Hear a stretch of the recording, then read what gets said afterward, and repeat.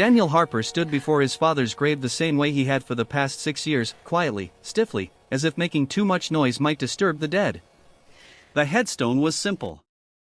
Robert Harper, beloved father. Daniel brushed dirt from the engraved letters with his fingers.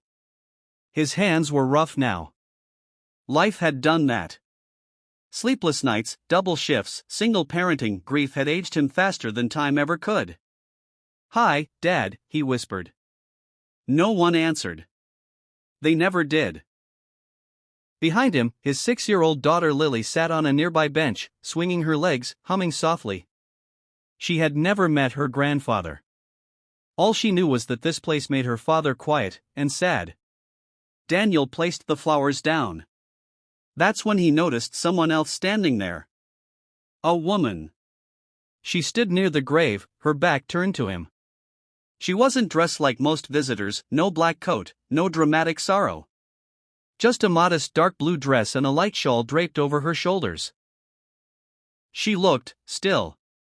As if she had been waiting. Daniel cleared his throat politely. "Excuse me, this is my father's grave." The woman turned slowly. Her face was calm, but her eyes told another story. They carried years of unshed tears. "I know," she said softly. Daniel frowned. "I'm sorry, do I know you?" She shook her head. "No. But I knew your father." That alone sent a strange chill through him. "My dad wasn't very social," Daniel said carefully. "He mostly kept to himself." The woman smiled a sad, knowing smile. "Yes," she replied.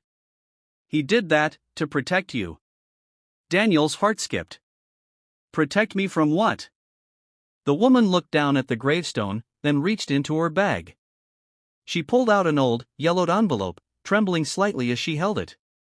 "He asked me to give you this," she said. Daniel stared. "When?" She met his eyes.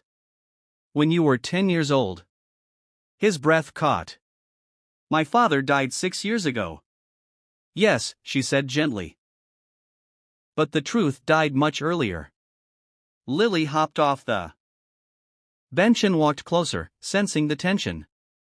"Daddy," she asked. Daniel knelt, pulling her close. "It's okay, sweetheart." Then he looked back at the woman. "Who are you?" he demanded quietly. The woman inhaled deeply. "My name is Eleanor," she said. "And your father saved my life." Cloud with Rain, a secret from the past. Eleanor told him everything. 30 years ago, she had been a homeless teenager, abused, pregnant, and terrified. Everyone turned her away. Shelters were full. Family disowned her. One rainy night, she collapsed outside a small auto repair shop. Robert Harper found her there. Instead of calling the police, instead of walking past, he opened the door. He gave her food, warmth, safety. And when her baby was stillborn months later, he sat with her while she screamed her grief into the night. He named the child, Eleanor whispered. He said every life deserved a name. Daniel's hands shook.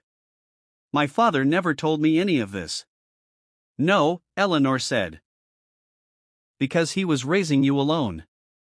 And he didn't want you to grow up carrying other people's pain." She paused, then added the sentence that shattered him. "He also paid for my education, in secret. Every month. For 15 years. Daniel collapsed to his knees. "That's not possible," he whispered. "We were poor." "Yes," Eleanor said. "Because he chose others over comfort." She handed him the envelope.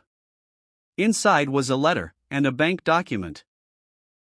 His father had left everything in Eleanor's name, with one instruction. Backhand index pointing right, "Give this to my son only when he understands what it means to be a parent."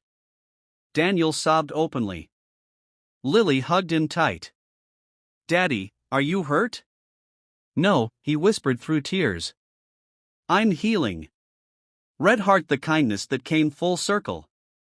Eleanor never took the money. Instead, she used it to open a free community center in Robert Harper's name. And Daniel? He stopped being angry at the past. He started telling Lily stories about the grandfather she never met. Not as a broken man, but as a quiet hero. Every year now, they visit the grave together. And every year, there are fresh flowers already waiting. Because kindness never truly dies.